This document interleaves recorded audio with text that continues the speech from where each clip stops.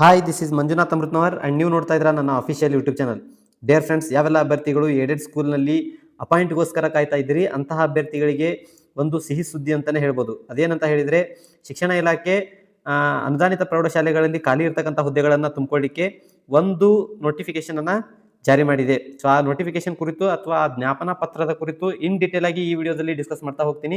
ಯಾರೆಲ್ಲ ನನ್ನ ಚಾನಲ್ಗೆ ಹೊಸದಾಗಿ ವಿಸಿಟ್ ಮಾಡಿದರೆ ದಯವಿಟ್ಟು ಚಾನಲನ್ನು ಸಬ್ಸ್ಕ್ರೈಬ್ ಮಾಡ್ಕೊಳ್ಳಿ, ಬೆಲ್ ಬಟನ್ ಕ್ಲಿಕ್ ಮಾಡಿ, ಅಲ್ಲಿ ಬರ್ತಕ್ಕಂಥ ಆಲ್ ಅನ್ನುವಂಥ ಆಪ್ಷನನ್ನು ಸೆಲೆಕ್ಟ್ ಮಾಡಿದರೆ ನಾವು ಮಾಡುವಂತಹ ರೆಗ್ಯುಲರ್ ಕ್ಲಾಸಸ್ಗಳು ಬಂದು ನಿಮಗೆ ನೋಟಿಫೈ ಆಗ್ತಾ ಇರುತ್ತೆ. ಹಾಗೆ ನಿಮ್ಮ ಎಲ್ಲ ಫ್ರೆಂಡ್ ಸರ್ಕಲ್ಗೂ ಕೂಡ ಈ ವಿಡಿಯೋನ ಶೇರ್ ಮಾಡಿ. ಯಾರೆಲ್ಲ ಎಡೆಡ್ ಸ್ಕೂಲಲ್ಲಿ ವರ್ಕ್ ಮಾಡ್ತಾ ಇದ್ದಾರೆ ಅಂಥವ್ರಿಗಂತೂ ಈ ವಿಡಿಯೋನ ಮೊದಲು ಶೇರ್ ಮಾಡಿ.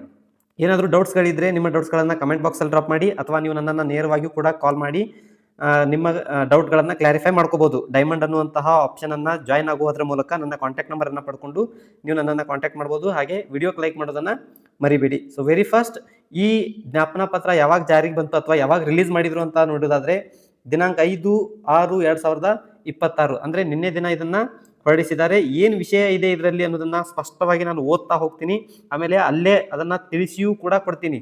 ಅದಕ್ಕೋಸ್ಕರನೇ ವಿಡಿಯೋ ಸ್ಕಿಪ್ ಮಾಡಬೇಡಿ. ಸ್ಕಿಪ್ ಮಾಡಿದರೆ ಮಾಹಿತಿ ನಿಮಗೆ ಅರ್ಥ ಆಗಲ್ಲ. ಸೊ ಮೊದಲಿಗೆ ಇಲ್ಲಿ ರಾಜ್ಯ ಖಾಸಗಿ ಅನುದಾನಿತ ಪ್ರೌಢಶಾಲೆಗಳಲ್ಲಿ ನಿಧನ, ನಿವೃತ್ತಿ, ರಾಜೀನಾಮೆ ಮತ್ತು ಇತರೆ ಕಾರಣಗಳಿಂದ ತೆರವಾಗಿರ್ತಕ್ಕಂತಹ ಹುದ್ದೆಗಳನ್ನು ಭರ್ತಿ ಮಾಡಲು ಆನ್ಲೈನ್ ಪ್ರಕ್ರಿಯೆಯಲ್ಲಿ ಅನುಸರಿಸುವ ಕ್ರಮಗಳ ಕುರಿತು. ಸೊ ಇಲ್ಲಿ ಯಾವ್ದಾವುದು ನಿಧನ ಆಗಿರ್ಬೋದು, ನಿವೃತ್ತಿ ಆಗಿರ್ಬೋದು, ರಾಜೀನಾಮೆ ಆಗಿರ್ಬೋದು, ಅಥವಾ ಇತರೆ ಯಾವುದೇ ಕಾರಣದಿಂದ ಹುದ್ದೆ ಖಾಲಿ ಆಗಿರ್ತಕ್ಕಂತಹ ಸಂದರ್ಭದಲ್ಲಿ ಅಂತಹ ಹುದ್ದೆಗಳನ್ನು ತುಂಬಿಕೊಳ್ಳಿಕ್ಕೆ ಆನ್ಲೈನಲ್ಲಿ ಪ್ರಕ್ರಿಯೆಯನ್ನು ಅನುಸರಿಸುವ ಕುರಿತು ಕ್ರಮವನ್ನು ಕೈಗೊಂಡಿರುವುದಾಗಿ ಈ ಜ್ಞಾಪನ ಪತ್ರಿಕೆಯಲ್ಲಿ ಅಥವಾ ಈ ಪ್ರಕಟಣೆಯಲ್ಲಿ ತಿಳಿಸ್ತಾ ಹೋಗ್ತಾ ಇದ್ದಾರೆ. ಸೊ ಇದರ ಅರ್ಥ ಇಷ್ಟೇ, ಹುದ್ದೆಗಳನ್ನು ಫಿಲಪ್ ಮಾಡ್ಕೊಳ್ಳಿಕ್ಕೆ ಸರ್ಕಾರ ಆರ್ಡರನ್ನು ಪಾಸ್ ಮಾಡಿದೆ. ಸೊ ಏನಿದೆ ಈ ಆರ್ಡರಲ್ಲಿ ಅಂತ ನೋಡೋದಾದ್ರೆ ಡಿಟೇಲ್ ಆಗಿ ಶಾಂತವಾಗಿ ಪೀಸ್ಫುಲ್ ಮೈಂಡಿಂದ ಸ್ವಲ್ಪ ಕೇಳ್ತಾ ಅರ್ಥ ಮಾಡ್ಕೊಳ್ತಾ ಹೋಗಿ. ಮೇಲ್ಕಂಡ ವಿಷಯಕ್ಕೆ ಸಂಬಂಧಿಸಿದಂತೆ ರಾಜ್ಯದಲ್ಲಿನ ಖಾಸಗಿ ಅನುದಾನಿತ ಪ್ರೌಢಶಾಲೆಗಳಲ್ಲಿ ದಿನಾಂಕ 1/1/2016ರಿಂದ 31/12/2020 ನಿಧನ, ನಿವೃತ್ತಿ, ರಾಜೀನಾಮೆ ಮತ್ತು ಇತರೆ ಕಾರಣಗಳಿಂದ ತೆರವಾದ ಹುದ್ದೆಗಳನ್ನು ಭರ್ತಿ ಮಾಡಲು ಉಲ್ಲೇಖ 2ರ ಸರ್ಕಾರದ ಆದೇಶದಲ್ಲಿ ಅನುಮತಿ ನೀಡಲಾಗಿದೆ. ಸದರಿ ಆದೇಶದಲ್ಲಿ ಅನುದಾನಿತ ಪ್ರೌಢಶಾಲೆಯಲ್ಲಿ ಖಾಲಿ ಹುದ್ದೆ ಭರ್ತಿ ಪ್ರಕ್ರಿಯೆಯನ್ನು ಆನ್ಲೈನ್ ತಂತ್ರಾಂಶದ ಮೂಲಕ ನಿರ್ವಹಿಸಲು ತಂತ್ರಾಂಶವನ್ನು ಅಭಿವೃದ್ಧಿಪಡಿಸಿ ಪ್ರಸ್ತಾವನೆಗಳನ್ನು ವ್ಯವಹರಿಸಲು ನಿರ್ದೇಶಿಸಲಾಗಿದೆ. ಈ ಹಿನ್ನೆಲೆಯಲ್ಲಿ ಖಾಸಗಿ ಅನುದಾನಿತ ಪ್ರೌಢಶಾಲೆಗಳ ನೇಮಕಾತಿ ಪ್ರಕ್ರಿಯೆಯನ್ನು ಆನ್ಲೈನ್ ಮುಖಾಂತರ ನಿರ್ವಹಿಸಲು ಕ್ರಮ ವಹಿಸಲಾಗುತ್ತಿದೆ ಅಂತ ಹೇಳಿ ಕೊಟ್ಟಿದ್ದಾರೆ. ಸೊ ಎಲ್ಲವೂ ಕೂಡ ಆನ್ಲೈನ್ ಪ್ರೋಸೆಸ್ ಇರುತ್ತೆ ಈ ವರ್ಷ. ಮೊದಲೆಲ್ಲ ಆಫ್ಲೈನಲ್ಲಿ ಫೈಲ್ಗಳು ಪುಟಪ್ ಆಗ್ತಾ ಇದ್ವು, ಟೇಬಲ್ ಟು ಟೇಬಲ್ ಫೈಲ್ಗಳು ಮೂವ್ ಆಗ್ತಾ ಇದ್ವು. ಬಟ್ ಈ ಸಾರಿ ಹಾಗಾಗಲ್ಲ, ಎಲ್ಲವೂ ಕೂಡ ಆನ್ಲೈನ್ ಪ್ರೋಸೆಸ್ಸೇ ನಡೆಯುತ್ತೆ. But end of the decision ಯಾರ್ದು ಅಥವಾ ಅಥಾರಿಟಿ ಯಾರು ಇರ್ತಾರೆ ಅಂತ ಹೇಳಿದರೆ ಮ್ಯಾನೇಜ್ಮೆಂಟೇ ಅಥಾರಿಟಿ ಇರುತ್ತೆ, ಅದಕ್ಕೆ ಯಾವ ಡೌಟು ಇಲ್ಲ. ಸೊ ಉಲ್ಲೇಖ 11ರ ಈ ಕಚೇರಿಯ ಸುತ್ತೋಲೆಯಲ್ಲಿ 31/12/2015 ಪೂರ್ವದಲ್ಲಿನ ನಿಯಮಾನುಸಾರ ಅರ್ಹ ಖಾಲಿ ಹುದ್ದೆಗಳನ್ನು ನಿಯಮಾನುಸಾರ ಭರ್ತಿ ಮಾಡಲು ಅನುಮತಿ ಕೋರಿ ಪ್ರಸ್ತಾವನೆಗಳನ್ನು ಸಲ್ಲಿಸಲು ದಿನಾಂಕ 15/7/2025 ಕಾಲಾವಕಾಶ ನೀಡಲಾಗಿದೆ. ಸದರಿ 31/12/2015 ಪೂರ್ವದಲ್ಲಿನ ಅರ್ಹ ಖಾಲಿ ಹುದ್ದೆಗಳನ್ನು ಭರ್ತಿ ಮಾಡಲು ಅನುಮತಿ ಕೋರಿ ಪ್ರಸ್ತಾವನೆಯನ್ನು ತಂತ್ರಾಂಶದಲ್ಲಿಯೇ ಸಲ್ಲಿಸಬೇಕಾಗಿರುತ್ತದೆ ಎಂದು ಸ್ಪಷ್ಟಪಡಿಸಿದೆ. ಯಾರೋ ನನಗೊಂದು ಕಮೆಂಟ್ ಹಾಕಿದ್ರು, 2015ರ ಹಿಂದಿನ ಪೋಸ್ಟ್ ಇದೆ ಸರ್, ಅದನ್ನು ಆಫ್ಲೈನ್ ಮೂಲಕ ನಾವು ಪ್ರಸ್ತಾವನೆಯನ್ನು ಸಲ್ಲಿಸಬೇಕಾ ಅಥವಾ ಆನ್ಲೈನ್ ಮುಖಾಂತರವೇ ಸಲ್ಲಿಸಬೇಕಾ ಅಂತ ಕೇಳಿದ್ರಿ ಕಮೆಂಟಲ್ಲಿ. ಸೊ ಆ ಕಮೆಂಟಿಗೆ ಇಲ್ಲಿ ಸ್ಪಷ್ಟವಾಗಿ ಉತ್ತರ ಸಿಕ್ಕಿದೆ ಅಂತ ಅನ್ಕೊಳ್ತೀನಿ. ಏನು, 2015ಕ್ಕಿಂತ ಪೂರ್ವದಲ್ಲಿರುವಂತಹ ಹುದ್ದೆ ಆಗಿದ್ರೂ ಕೂಡ ಅದನ್ನು ನೀವು ಈಗ ಪ್ರಸ್ತಾವನೆ ಸಲ್ಲಿಸಬೇಕಾದ್ರೆ ತಂತ್ರಾಂಶದಲ್ಲಿಯೇ ಸಲ್ಲಿಸಬೇಕಾಗಿ ಬಂದಿದೆ. ಅಂದರೆ ತಂತ್ರಾಂಶದಲ್ಲಿ ನೀವು ಅದನ್ನು ಆನ್ಲೈನಲ್ಲಿ ನೀವು ಅದನ್ನು ಸಲ್ಲಿಸಬೇಕಾದಂಥ ಅನಿವಾರ್ಯತೆ ಇದೆ. ಪ್ರಸ್ತುತ ದಿನಾಂಕ 13/5/2026 ಸರ್ಕಾರದ ಆದೇಶದನ್ವಯ ಮೀಸಲಾತಿಗೆ ಸಂಬಂಧಿಸಿದಂತೆ ನಿಯಮಗಳನ್ನು ರೂಪಿಸಿ 400 ಬಿಂದುಗಳ ರೋಸ್ಟರ್ ಪಟ್ಟಿಯನ್ನು ನೀಡಲಾಗಿದೆ. ಅದರಂತೆ ತಂತ್ರಾಂಶವನ್ನು ಸಿದ್ಧಪಡಿಸಲಾಗುತ್ತಿದೆ. ಮುಂದುವರೆದು ಈಗಾಗಲೇ ಆಡಳಿತ ಮಂಡಳಿಯವರು ತಂತ್ರಾಂಶದಲ್ಲಿ ನಮೂದಿಸಿ ಇಂದೀಕರಿಸುವ ಮಾಹಿತಿಯನ್ನು ಮತ್ತೊಮ್ಮೆ ದಿನಾಂಕ 13/5/2026 ಸರ್ಕಾರದ ಆದೇಶದಂತೆ ಖಾಲಿ ಹುದ್ದೆಗಳಿಗೆ ಬಿಂದುಗಳನ್ನು ಆಯ್ಕೆ ಮಾಡಿ ಇಂದೀಕರಿಸಬೇಕಾಗಿರುತ್ತದೆ ಮತ್ತು ಖಾಲಿ ಹುದ್ದೆಗಳ ಬಿಂದುಗಳಿಗೆ ಸಂಬಂಧಿಸಿದಂತೆ ಯಾವುದೇ ಬದಲಾವಣೆಗಳಿದ್ದಲ್ಲಿ ಸಭಾ ನಡವಳಿಕೆಯನ್ನು ಪುನರ್ ಅಳವಡಿಸಬೇಕಾಗಿರುತ್ತದೆ.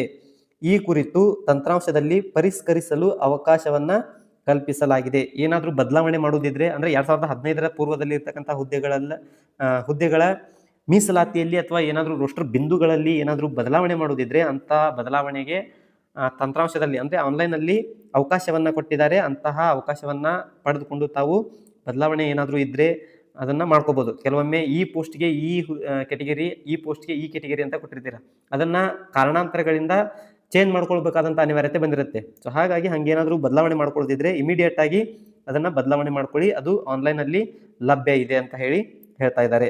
ಮುಂದುವರೆದು ಏನಿದೆ ಅಂತ ನೋಡೋದಾದ್ರೆ, ಪ್ರಸ್ತುತ ಸರ್ಕಾರದ ಆದೇಶ ಸಂಖ್ಯೆ, ಇಲ್ಲಿ ಆದೇಶದ ಸಂಖ್ಯೆಯನ್ನು ಕೊಟ್ಟಿದ್ದಾರೆ, ಸ್ವಲ್ಪ ಅದನ್ನು ನೀವು ನೋಡ್ಕೊಳ್ಳಿ. ದಿನಾಂಕ 13/5/2026ರಲ್ಲಿ ಈ ಕೆಳಕಂಡಂತೆ ತಿಳಿಸಲಾಗಿರುತ್ತದೆ.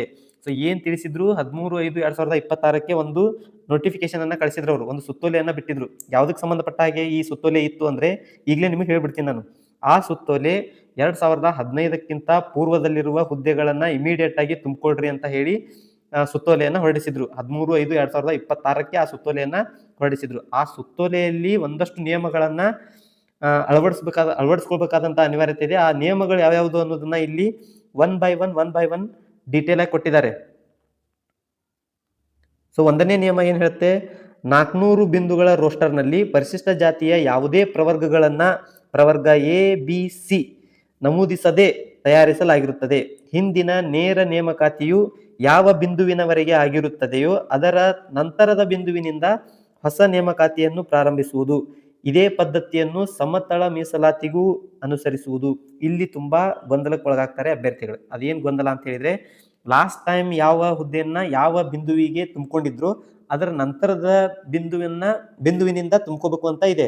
ಹಾಗಂತ ಹೇಳಿದ್ರೆ ಯಾವ ಇಸ್ವಿಗೆ ಅದನ್ನ ಎಂಡ್ ಮಾಡಬೇಕು, ಯಾವ ಇಸ್ವಿಯಿಂದ ಇದನ್ನ ಕನ್ಸಿಡರ್ ಮಾಡಬೇಕು ಅನ್ನೋದನ್ನ ನೆಕ್ಸ್ಟ್ ಅಲ್ಲಿ ಕೊಟ್ಟಿದ್ದಾರೆ. ಅದನ್ನ ಸ್ವಲ್ಪ ಗಮನ ಇಟ್ಟು ನೋಡ್ಬೇಕು.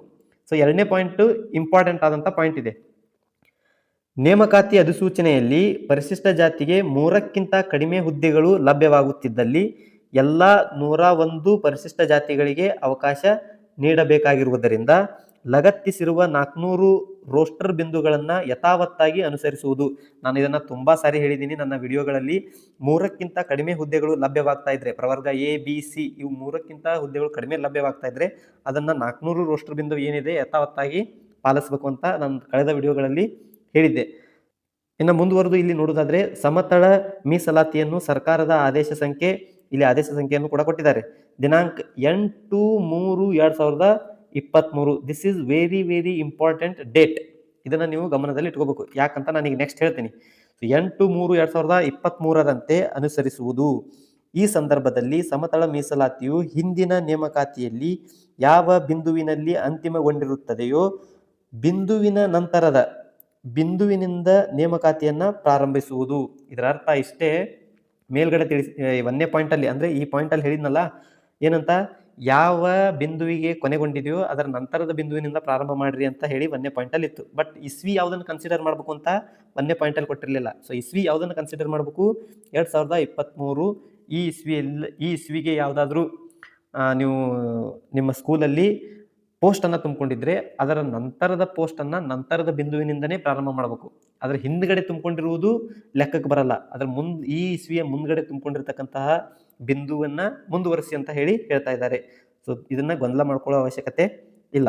ಇನ್ನು ಮೂರನೇ ಪಾಯಿಂಟು ಏನ್ ಹೇಳ್ತಾ ಇದೆ ಅಂತ ಹೇಳಿದ್ರೆ, ನೇಮಕಾತಿ ಅಧಿಸೂಚನೆಯಲ್ಲಿ ಪರಿಶಿಷ್ಟ ಜಾತಿಗೆ 3ಕ್ಕಿಂತ ಹೆಚ್ಚು ಹುದ್ದೆಗಳು ಲಭ್ಯವಾದಲ್ಲಿ ಒಳ ಮೀಸಲಾತಿ ಅನ್ವಯಿಸಬೇಕಾಗಿರುವುದರಿಂದ, ಇನ್ ಕೇಸ್ 3ಕ್ಕಿಂತ ಹೆಚ್ಚು ಹುದ್ದೆಗಳು ಪರಿಶಿಷ್ಟ ಜಾತಿಗೆ ಲಭ್ಯವಾಗ್ತಾ ಇದ್ದಾವೆ ಅಂತ ಹೇಳಿದ್ರೆ ಅವುಗಳನ್ನ ಯಾವ ರೀತಿ ಅಳವಡಿಸ್ಕೋಬೇಕು ಅಂತ ಹೇಳಿ ಮತ್ತೆ ಸಬ್ ಪಾಯಿಂಟ್ ಕೊಟ್ಟಿದ್ದಾರೆ. ಮೊದಲನೇದಾಗಿ ಅನುಬಂಧ 1ರಲ್ಲಿ ಲಗತ್ತಿಸಿರುವ 400 ಬಿಂದುಗಳ ರೋಸ್ಟರ್ ಅನ್ನ ಯಥಾವತ್ತಾಗಿ ನಿರ್ವಹಿಸುವುದು. ಎರಡನೇದಾಗಿ ಪರಿಶಿಷ್ಟ ಜಾತಿಯ ವಿವಿಧ ಪ್ರವರ್ಗಗಳಿಗೆ 5.25, 5.25, 4.5 ಪ್ರಮಾಣದಲ್ಲಿ ತಯಾರಿಸಿರುವ ಅನುಬಂಧ 2ರ 400 ರೋಸ್ಟರ್ 60 ಬಿಂದುಗಳಲ್ಲಿ ಮೀಸಲಾತಿ ಪ್ರಮಾಣ 15ರಂತೆ. ಎಷ್ಟು ಪ್ರಮಾಣ ಇರಬೇಕು, 15ರಂತೆ ರೋಸ್ಟರ್ ರಂತೆ ಒಳ ಮೀಸಲಾತಿ ಅನುಸರಿಸಿ ಪ್ರತ್ಯೇಕವಾಗಿ ರೋಸ್ಟರ್ ಅನ್ನ ನಿರ್ವಹಿಸುವುದು. 3ಕ್ಕಿಂತ ಹೆಚ್ಚು ಹುದ್ದೆಗಳು ಲಭ್ಯವಾಗ್ತಾ ಇದ್ರೆ SC ಕೆಟಗರಿಗೆ ಈ ರೀತಿಯಾಗಿ ನೀವು ಮಾಡಬೇಕು ರೋಸ್ಟರ್ ಅನ್ನ. ಇನ್ನು ಮೂರನೇದಾಗಿ ಪ್ರವರ್ಗ ಸಿಗೆ ಲಭ್ಯವಾಗಿರುವ ಹುದ್ದೆಗಳಲ್ಲಿ 20% ಹುದ್ದೆಗಳನ್ನ 59 ಅತ್ಯಂತ ಹಿಂದುಳಿದ ಜಾತಿಯವರಿಗೆ ಮೀಸಲಿರಿಸಬೇಕಾಗಿರುವುದರಿಂದ ಅನುಬಂಧ 2ರಂತೆ ಗುರುತಿಸಲಾಗಿರುವ ಒಳ ಮೀಸಲಾತಿ ಬಿಂದು ಸಂಖ್ಯೆ 3, 20, 37, 54 ಇವೇನಿದಾವಲ್ವಾ ಇವು ಸಿ ಕೆಟಗರಿಯಲ್ಲಿ ಅಂದರೆ ಪ್ರವರ್ಗ SC ಪ್ರವರ್ಗ ಸಿಯಲ್ಲಿ ಬರತಕ್ಕಂತಹ 20%ಗೆ ಒಳಗಾಗುವಂತಹ ಅಭ್ಯರ್ಥಿಗಳಿಗೆ ಈ ರೋಸ್ಟರ್ ಬಿಂದು ತುಂಬ ಇಂಪಾರ್ಟೆಂಟ್ ಆಗಿರುತ್ತೆ. ಯಾವ್ದಾವುದು 3, 20, 37, 54 ಇವುಗಳನ್ನು ಕಡ್ಡಾಯವಾಗಿ ಈ 59 ಜಾತಿಗಳಿಗೆ ಮೀಸಲಿರಿಸುವುದು. ಒಂದು ವೇಳೆ ಸದರಿ 59 ಜಾತಿಗಳಲ್ಲಿ ಅಭ್ಯರ್ಥಿಗಳು ಲಭ್ಯವಾಗದಿದ್ದಲ್ಲಿ ಆ ಹುದ್ದೆಗಳನ್ನು ಪ್ರವರ್ಗ ಸಿ ರಲ್ಲಿನ ಇತರೆ ಜಾತಿಗಳಿಗೆ ನೀಡುವುದು. 20%ಗೆ ಅನುಗುಣವಾಗಿ ಕ್ಯಾಂಡಿಡೇಟ್ಗಳು ಸಿಗದೇ ಇದ್ದಾಗ ಅಂತಹ ಹುದ್ದೆಗಳನ್ನು ಪ್ರವರ್ಗ ಸಿಯಲ್ಲಿ ಯಾರೆಲ್ಲ ಬರ್ತಾರೆ ಅವ್ರಿಗೆಲ್ಲರಿಗೂ ಕೂಡ ಸಮಾನವಾಗಿ ಹಂಚಬೇಕು ಅಂತೇಳಿ ಹೇಳ್ತಾ ಇದ್ದಾರೆ. ಇನ್ನು ಮುಂದುವರೆದು ನೋಡೋದಾದರೆ ಪರಿಶಿಷ್ಟ ಜಾತಿಯ ಪ್ರವರ್ಗ ಎ, ಪ್ರವರ್ಗ ಬಿ ಮತ್ತು ಪ್ರವರ್ಗ ಸಿಗೆ ಪ್ರವರ್ಗವಾರು ಪ್ರತ್ಯೇಕವಾಗಿ ಸಮತಳ ಮೀಸಲಾತಿಯನ್ನು ಸರ್ಕಾರದ ಆದೇಶ ಸಂಖ್ಯೆ ದಿನಾಂಕ 8/3/2023ರಂತೆ ಕ್ರಮವಹಿಸುವುದು.